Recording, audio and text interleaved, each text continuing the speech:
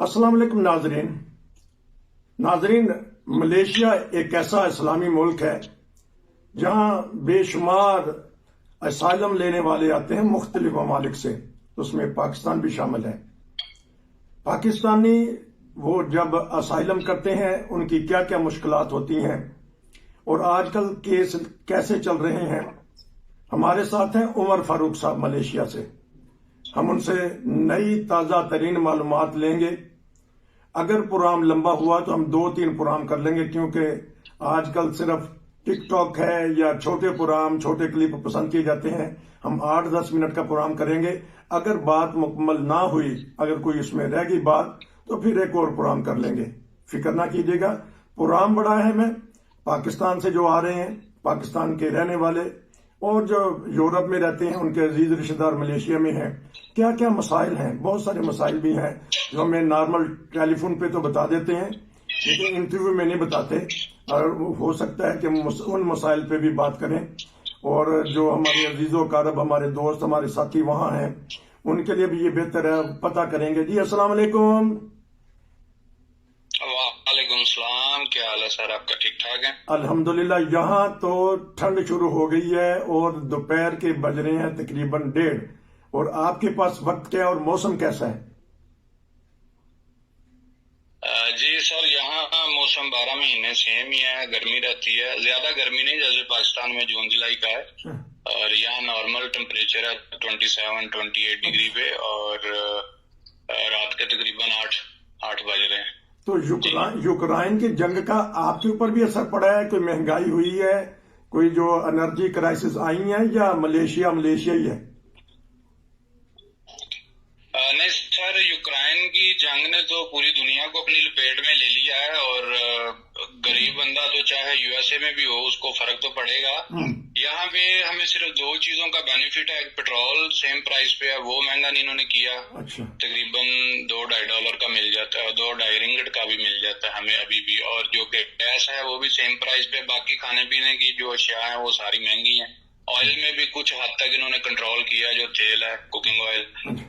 तो ये 3-4 चीजों में हमें जो है इनका बेनिफिट है। गवर्नमेंट समटाइम्स सब्सिडी भी दे देती है, लेकिन बाकी जितनी आटा है, चावल है और सब्जी पहले भी बड़ी महंगी थी, और अब तो वो बहुत ज्यादा महंगी है। हम जो आम तबका है, गरीब तबका, वो अफोर्ड नहीं कर सकता। तो यूक्रेन की जंग ने कुछ चीजों के ऊपर असर किया है, और वो जो है वो हम लोग भी फेस कर रहे हैं। जी, एक तरफ तो कोरोना था, उसकी वजह से वहां मसाइल पैदा हुए, एक तरफ ये जंग आ गई। क्योंकि हम दीगर मामलात में भी बात करेंगे, सियासी मामलात वहां भी अदलते बदलते रहते हैं। महंगाई पे बात करेंगे। अब सरेदस्त मैं ये पूछना चाहूंगा कि मलेशिया की हुकूमत असाइलम के केस ले रही है जो पाकिस्तान से या दीगर मुल्कों से आते हैं? केस आजकल हो रहे हैं, कोरोना के बाद शुरू हो चुके हैं। जी, जो केस है वो तो यूएन लेती रहती है। उन्होंने तो कोरोना में भी कुछ महीनों के लिए बंद किए थे, टेम्परेरी लॉकडाउन की वजह से। उसके बाद भी उन्होंने केस खोले हुए हैं। वो पहले भी ले रहे थे, अब भी ले रहे हैं, लेकिन उसमें थोड़ा सा ये है कि वो केस सुनने के लिए उनके पास यहाँ ऑफिसर की कमी है, यहाँ उनका जो अपना सिस्टम है, इसलिए वो सुनने के लिए टाइम लगा देते हैं। लेकिन केस तो अभी उन्होंने माशाल्लाह ऑनलाइन सिस्टम किया हुआ। आप तो घर बैठे केस अप्लाई कर सकते हैं, पहले तो जाना पड़ता था। अच्छा। तो चीजें कुछ इम्प्रूव की हैं, लेकिन कुछ चीजों में कमी रह जाती है, तो वो अभी भी है। जी, पाकिस्तान से मुख्तलिफ फिरके के लोग आते हैं, अहमदी हैं, शिया हैं, ईसाई भी हैं, बात होती रहती है उनसे। तो ये किस बेस पे यूएनओ वहां केस लेता है जो पाकिस्तान से आते हैं? जी, पाकिस्तान से काफी ज्यादा ग्रुप्स में लोग आए हैं जो काफी ज्यादा फिरकों से तल्लक रखते हैं। उनमें से सुन्नी भी हैं, शिया भी हैं, क्रिश्चियन भी हैं, अहमदी भी हैं। तो पाकिस्तान के हालात की वजह से अगर किसी को कोई पर्सनल थ्रेट है, कोई सियासी, कोई मजहबी, तो इन वजूहात की वजह से वो वहाँ अपने आप को सेफ महसूस नहीं करते, तो वो इसलिए मलेशिया या किसी दूसरी कंट्री, थाईलैंड, श्रीलंका, तुर्की वगैरह जाके केस कर लेते हैं।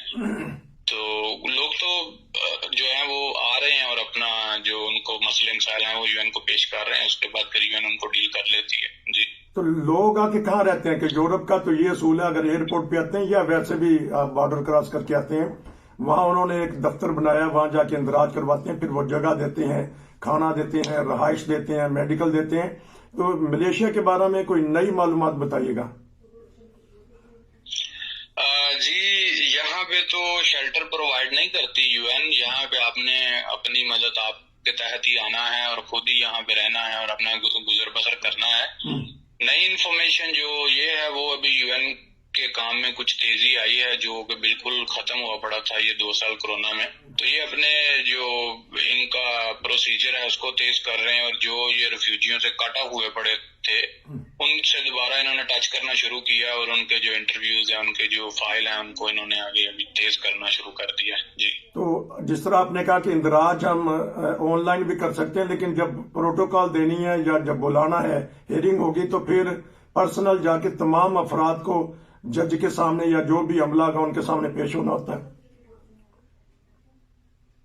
نہیں یہاں پہ ایسا سسٹم نہیں ہے, ایسا نظام نہیں ہے جیسا خاص طور پہ جرمن میں یا کسی دوسری کنٹری میں. یہاں جج والا کوئی نظام نہیں, کوئی لائر نہیں ملتا ہم کو.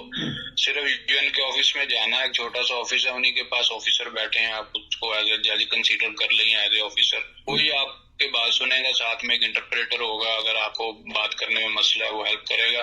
انہوں نے بات سننی ہے, انہوں نے ہی آپ کو ریفیوجی ڈکلیئر کرنا ہے. سب کچھ آپ کے آفیسر کے اوپر ہی ڈیپینڈ ہوتا ہے. یہاں وہ کوئی دوسرا سسٹم نہیں ہے یورپ والا. جی وہ آپ کے ہاتھ میں کیا اس وقت پکڑا دیں گے اگر آپ کو وہ اسٹیٹس مل جاتا ہے؟ کس قسم کا کارڈ ہوگا اور وہ کہاں کہاں جا سکتے ہیں ملیشیا پورے میں یا اسی ایریا میں؟ نہیں, وہ سب سے پہلے تو آپ کے 2 سے 3 انٹرویو کرتے ہیں جس میں سے وقفہ ہوتا ہے. پہلے انٹرویو کر لیا, پھر اس کے 1.5 سال بعد, 2 سال بعد, سم ٹائم 3 سال بعد دوسرا انٹرویو کرتے ہیں. سیم ہی وہی بات دوبارہ پوچھیں گے. اگر تو وہ بلیو کریں گے آپ کی بات کے اوپر کہ آپ کو ریئل تھریٹ ہے, آپ واقعی مسائل سے گرے ہوئے ادھر آئے ہیں, پاکستان کو اپنی زمین چھوڑ کے آئے ہیں, تو پھر وہ آپ کو ایک ریفیوجی کارڈ دے دیتے ہیں. ملیشیا یو این جو ایشو کرتی ہے اپنے طور پہ, گورنمنٹ سے ایشو نہیں ہوتا. اس کارڈ کے اوپر آپ ملیشیا میں رہ سکتے ہیں اور کسی بھی اسٹیٹ میں جا سکتے ہیں, وہ کوئی مسئلہ نہیں. جی اور کیا سہولتیں ہیں اس کارڈ ملنے کے بعد؟ اس کارڈ کی سہولت یہی ہے کہ آپ گورنمنٹ نے اس کارڈ کی جو ان کے ساتھ ایگریمنٹ ہے وہ صرف یہاں سٹے کا ہے اور آپ اس کارڈ کے اوپر صرف سٹے کر سکتے ہیں, اس کے علاوہ آپ کو کوئی سہولت نہیں ہے. جی اچھا, نہ میڈیکل کی ہے, نہ رہائش کی ہے, نہ کام کرنے کی اجازت ہے؟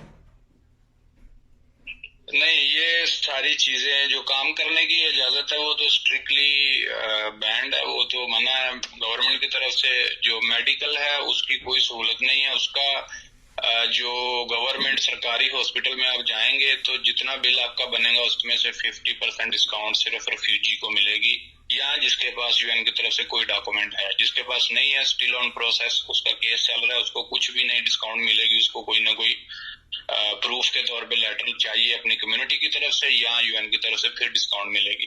لیکن ادروائز آپ اگر پرائیویٹ جاتے ہو یا نارمل کوئی نجی کلینک ہے وہاں جاتے ہو, سرکاری ہاسپٹل نہیں جاتے, تو آپ کو سیم پے کرنا پڑتا ہے. اس پہ آپ کو میڈیکل بھی نہیں ملے گا, اور دوسرا رہائش جو ہے وہ بھی آپ نے خود ہی اپنا بندوبست کرنا, یو این وہاں کچھ پرووائڈ نہیں کرتی. جی اچھا, پاکستانی روپے میں بتا دیجیے گا کہ کم از کم نارمل جو بیمار ہوتا ہے بندہ, کتنا خرچہ آتا ہے جو سرکاری ہاسپٹل آپ نے بتایا جس کی آدھی پیمنٹ دینی پڑتی ہے, کم از کم کتنے, کوئی چھوٹی سی بیماری ہو تو یہ بتا دیجیے گا تاکہ ہمارے ناظرین کو یہ بھی پتہ چل جائے. جی سرکاری ہاسپٹل میں سب سے پہلے تو ڈفرینس یہ ہے کہ اگر کوئی چیز یہاں کے ملیشین لوکل کو 10 یا 20 رنگٹ میں, ملیشین پاکستانی 800 یا 1000 روپے میں یہاں ملتی ہے سرکاری ہاسپٹل میں ٹریٹمنٹ, ہم کو وہ ملے گا پاکستانی 4000 روپے میں.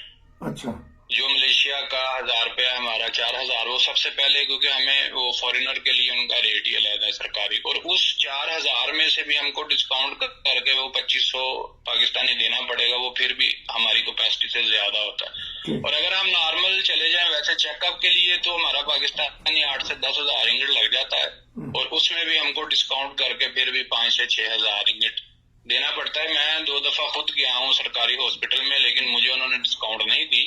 میں نے کارڈ بھی اپنا ایشو کیا, شو کروایا تھا ان کو, لیکن انہوں نے کہا تھا ہم اس پہ ڈسکاؤنٹ نہیں کرتے.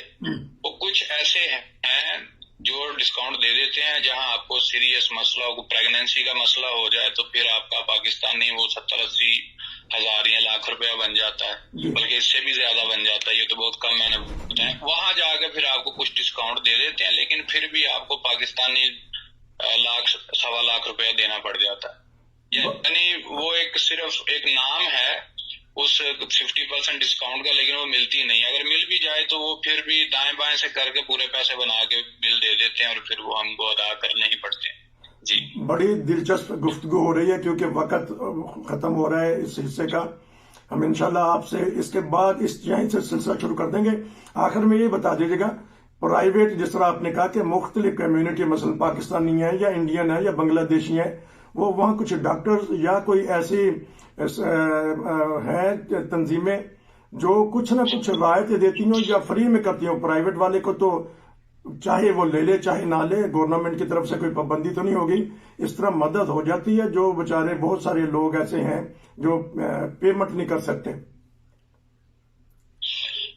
जी, यहाँ पे बुद्धिज्म जो कम्युनिटी है उनके कुछ क्लिनिक हैं, छोटे छोटे क्लिनिक हैं, जहाँ पे आप जाओ, अपना चेकअप करवा सकते हो, और वो आपको कुछ छोटी मोटी आम सी जो गोलियां मेडिकल स्टोर पे मिल जाती हैं फार्मेसी से, वो आपको प्रोवाइड कर देते हैं। लेकिन वो भी वहाँ कोई मशीनरी नहीं पड़ी हुई कि आपको अल्ट्रासाउंड करवाना है, एक्सरे करवाने हैं, तो वो आपको नहीं करके देते। उनके पास है ही कुछ नहीं, बस 1-2 डॉक्टर हैं जिन्होंने वॉलंटियर किया हुआ है, और 1-2 उन्होंने कंपाउंडर रखे हुए हैं, और बस वो जो भी आएगा उसको सेम दवाई दे देनी है। वो एक कार्रवाई डाल रहे हैं कि हम खिदमत कर रहे हैं, लेकिन कुछ लोगों को वहां से आराम भी आ जाता है, फर्क भी पड़ जाता है। जैसे डेंटिस्ट का है, अच्छा, दांतों का इलाज बहुत महंगा है, तो उसके लिए कभी कभी कैंप लगा देते हैं यूएन वाले, कभी किसी एनजीओ की तरफ से लग जाते हैं, या कभी ये बुद्धिज्म क्लिनिक वाले भी चेक करके आपको फ्री में दांत लगा देते हैं। लेकिन ये बहुत कोई लकी बंदा हो जिसको ये सर्विस मिल जाए।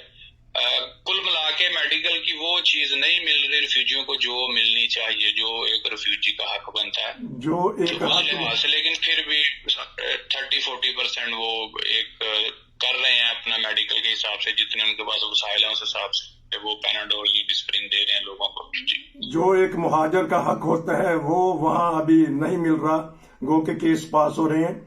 मैं सोच रहा हूँ कि नाजरीन तक हर बात पहुंचाई जाए।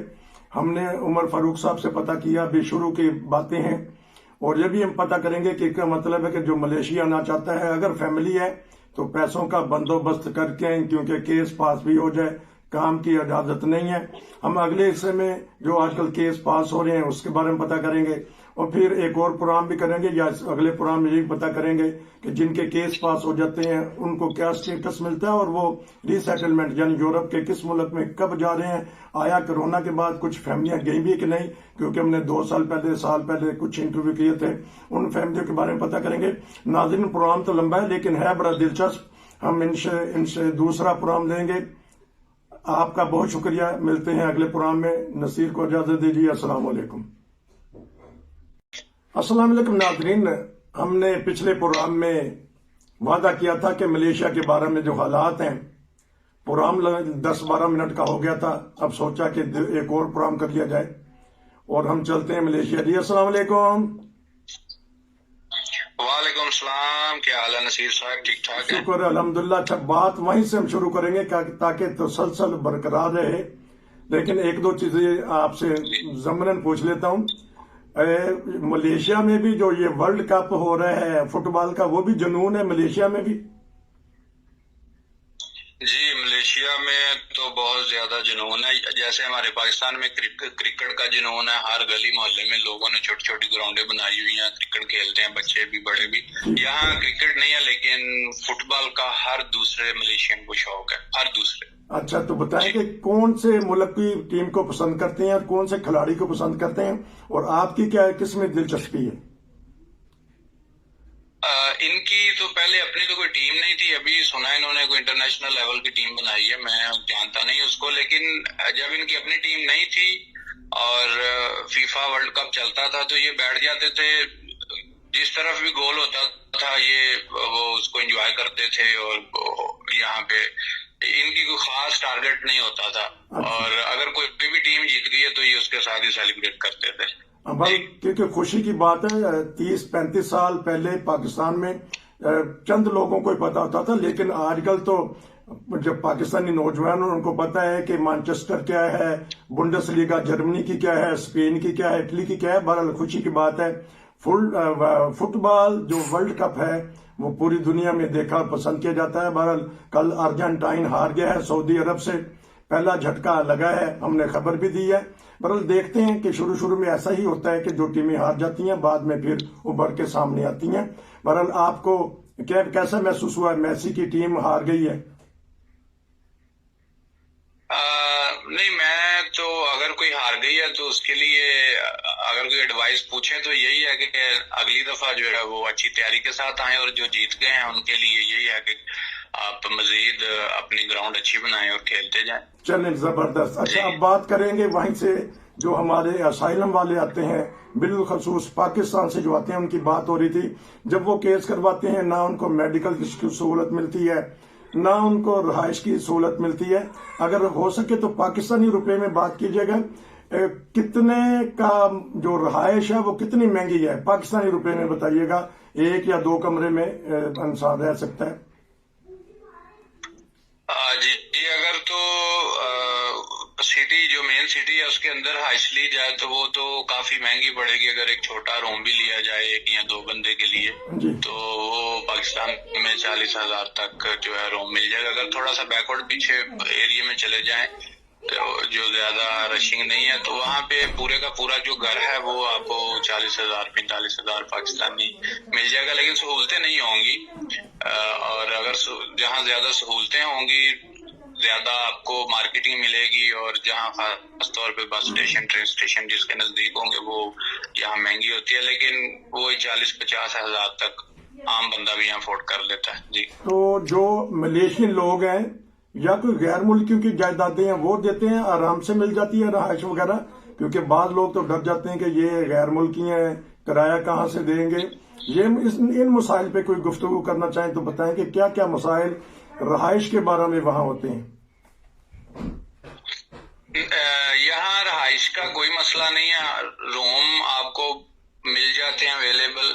इवन के अगर किसी ने 2, 3, 4 रूम भी लेने हैं तो उसको आसानी से मिल जाते हैं। खास तौर पे यूरोप का पता नहीं, लेकिन अमेरिका में वो टैक्स नंबर चाहिए होता है, मेरे दोस्त ने जिक्र किया था, उसके बगैर वो आपको नहीं देते। वो आपके टैक्स नंबर से आपको चेक कर लेते हैं कि ये बंदा ठीक है या इसकी कैपेसिटी क्या है, टैक्स पेयर है या नहीं है, तो फिर उसके बाद ही आपको देते हैं कुछ ना कुछ प्रूफ। यहाँ तो विदाउट प्रूफ भी आपको रूम भी मिल जाता है, घर भी मिल जाता है। ऑनर जो है वो ज्यादा स्ट्रिक्ट नहीं है और वो गैर मुल्की को रूम देने में उनको बात नहीं समझते। जी, तो लेकिन उनको डर नहीं लगता कि ये किराया कहाँ से देंगे, इनके पास तो पैसे नहीं है, ये वैसे आए हैं नहाते अपने मुल्क से फरार होके, तो फिर क्या होता है? नहीं, उसमें ये है कि ज्यादातर अक्सर जो घर लिए होते हैं वो रिस्पॉन्सिबिलिटी के साथ अपना, क्योंकि 1+1 डिपॉजिट या समटाइम 2+1 डिपॉजिट दिया होता है, तो अगर कोई किराया ना दे तो उसका डिपॉजिट काट लेते हैं और उसको किक आउट कर देते हैं। वो उनके लिए मसला नहीं होता, वो 1 या 2 महीने का डिपॉजिट पहले ही रख लेते हैं, और अगर कोई तंग करे तो उसको वार्निंग दे के फिर बाद में मूव आउट कर देते हैं। जी, तो गवर्नमेंट कहीं ना कहीं तो कोई ऐसा अदारा होगा, कोई NGO होगी, या जो चलते हैं बाद दफा खैराती इदारे, कहीं ना कहीं तो मदद करते होंगे इन गैर मुल्कियों के जो लुटे पुटे अपने मुल्क से आते हैं यहाँ। जी, यहाँ पे NGOs हैं छोटी छोटी, कुछ चर्च की तरफ से हैं, कुछ वो अपनी पर्सनल NGOs हैं, कुछ वैसे 10-20 बंदों का ग्रुप है। वो पैसे इकट्ठे करके तो सामान खरीद लेते हैं, चावल, घी, मैगी, अंडे, ऑयल, ये चीजें फिर वो पर फैमिली के हिसाब से दे देते हैं। 10, 15, 20, 50 फैमिली जितनी फैसिलिटेट कर सकें उस हिसाब से फिर वो हर एवरी वीक या एवरी मंथ या महीने में 2 दफा वो उनको सामान दे देते हैं। लेकिन यहाँ तो 2-2.5 लाख रिफ्यूजी है, तो ये 15, 20, 50 फैमिलियों से बात नहीं बनती। अपनी मदद आपके तहत यहाँ लोग छोटा छोटा करते रहते हैं, वो जितना दे सकते हैं, कोई कपड़े दे देते हैं, कोई खाने का सामान दे देते हैं। ये कोरोना में जब रहायशों के मसले बने हुए थे, मकान मालिक तंग कर रहे थे, क्योंकि कोरोना था, लॉकडाउन था, काम था नहीं, रेफ्यूजीज के लिए तो सख्ती थी, मकान मालिक को किराया भी नहीं दे सकते, तो फिर कुछ NGOs ने किराए भी, सारे तो नहीं लेकिन जितनी उनका वो था कि इतना हम दे सकते हैं उस हिसाब से परसेंटेज उन्होंने निकाल के दे दिए थे। नाजरीन लेकिन प्रॉपर एक वे नहीं है, कुछ ना कुछ हो जाता है जी। हम छोटी छोटी बातें भी पता करें। ये तो आपने बता दी रहाइश के बारे में। अब खाने पीने के जो अखराजात हैं पाकिस्तानी रुपए में बताइएगा कि मियाँ बीवी 2 बच्चे हों तो उनके ऊपर कितना खर्चा आता है और वो गुजारा आसानी से कर सके, 2 वक्त की रोटी खा सके। जी अगर तो मियाँ बीवी हैं और बच्चे छोटे हैं, जिनका छोटे बच्चों का खास तौर पे दूध का और पैम्पर और दूसरी छोटी छोटी चीजें जो लाजमी हैं, अगर तो वो करनी है तो फिर तो पाकिस्तानी 50,000 तक आपका खर्चा खाने पीने का और दूसरी चीजों का आ जाता है। ये बहुत मैं आपको मिनिमम बता रहा हूँ। और अगर नॉर्मल देखा जाए, जिसमें से बच्चों के जो स्कूल जाने वाले हैं उनके स्कूल की फीसें और वो स्कूल का सेपरेट साइड पे रख के सिर्फ खाने पीने का देखा जाए तो वो मियाँ बीवी और 2 बच्चे 600-700 रिंगिट यानी 40,000 42,000 पाकिस्तानी में गुजारा कर सकते हैं। चले, एक बड़ी आपने पॉइंट की बात की है कि जो पढ़ाई का सिस्टम है, आया गवर्नमेंट के स्कूल हैं या प्राइवेट हैं, और जो गैर मुल्की हैं उनके बच्चे, जिनके सियासी पनाह लेने वाले, उनके बच्चे अपनी पढ़ाई किस तरह करते हैं? जी पढ़ाई का तो यहाँ कोई निजाम नहीं है। अगर देखा जाए एज ए रेफ्यूजी जो उसको अगर वो पैसे नहीं दे सकता तो वो यहाँ भी नहीं पढ़ सकता।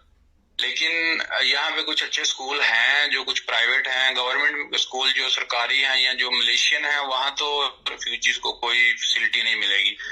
अगर आपने वहाँ जाना है तो वहाँ फीस भी बहुत ज्यादा हाई है। लेकिन कुछ प्राइवेट स्कूल हैं जिनका सिलेबस ऑक्सफोर्ड का है और वो बच्चों को अच्छी मेयारी तालीम देते हैं, तो वहाँ अगर बच्चे को लेके जाया जाए तो वो भी सालाना जो फीस है, अगर 2 बच्चे होंगे तो पाकिस्तान जो है पाकिस्तानी तकरीबन 1-1.5 लाख रुपया सालाना फीस 2 बच्चों की लग जाएगी, जिसमें सिर्फ उनकी माहाना फीस होगी और उसके बाद उनका कुछ एग्जाम की या कुछ जो छोटी मोटी उसमें खर्चे आ जाते हैं, सिलेबस आ गया नया या बुक ले ली या यूनिफॉर्म चेंज कर दिया, तो ये कुल मिला के 1.5 लाख तक पाकिस्तानी 2 बच्चों का सालाना जो है वो लग जाता है। अगर आप प्राइवेट स्कूल और जो ऑक्सफोर्ड सिलेबस वाला वहाँ आप एडमिशन लेके देते हो। अगर सरकारी तो सरकारी लेते ही नहीं है, यूएन को अगर लेंगे तो वो बहुत ज्यादा, वो 2.5, 3, 4 लाख तक हो जाएगा, जिसमें से आने जाने का जो खर्चा है बच्चों का, वो जो गाड़ी है या ट्रेन पे जाना है वो रहता है जी। अच्छा, हमने ना 2-3 पॉइंट पे बात की है, मेडिकल, रहाइश और पढ़ाई और खाना पीना। अगर इसका मतलब है कि पाकिस्तानी 1.5 से 2 लाख रुपया हो तो फिर मियाँ बीवी का वहां बामुश्किल गुजारा होता है, क्या यह मैं सही समझाऊं? जी ये तो कुछ चीजें मैंने आपको सालाना कैलकुलेट भी कर दी हैं, लेकिन अगर रहाइश देखी जाए 50,000 तक रहाइश कर लें, जो ठीक हो, ना ज्यादा जो है वो पुअर एरिया में हो, जो बैकवर्ड हो, जहां आप रात को बाहर ही नहीं निकल सकते। अच्छा। चोरी और वो डकैती वाला। अगर आप अच्छे एरिया में रहते हैं और बच्चे स्कूल भी जाते हैं, खाते पीते हुए, तो पाकिस्तानी 1,10,20 हजार तक आपका माहाना खर्चा हो सकेगा यहाँ पे जी। हाँ जी, 1.5 लाख रुपया, लेकिन वो अब इस जो फैमिली है उसको खुद ही करना पड़ेगा, चाहे वो यूरोप से मंगवाए चाहे वो पाकिस्तान से मंगवाए, ठीक यही है? जी वो खुद फैमिली अपने सर पे ही करेगी, उसको कोई यहाँ पे मदद नहीं मिलेगी। वो खुद लेके साथ आते हैं या उनके कोई रिश्तेदार उनको सपोर्ट करते हैं, तो वो उनका अपना मैटर है। इस मैटर में उनको कोई भी सपोर्ट नहीं करेगा। रूम का रेंट भी नहीं होगा तो मालिक मकान आपको बाहर निकाल देगा। यहाँ सिचुएशन भी हो जाती है जी। नाज़रीन, ये था आज का प्रोग्राम। बातें अभी बहुत सी हैं, इंशाल्लाह हम आपको अगले प्रोग्राम में वो दिखाएंगे और बताएंगे। और नाज़रीन, अगर आपके ज़हन में भी कोई ऐसा पॉइंट है तो हमें बताइएगा ताकि हम वो सवाल कर सकें। इजाज़त दीजिए।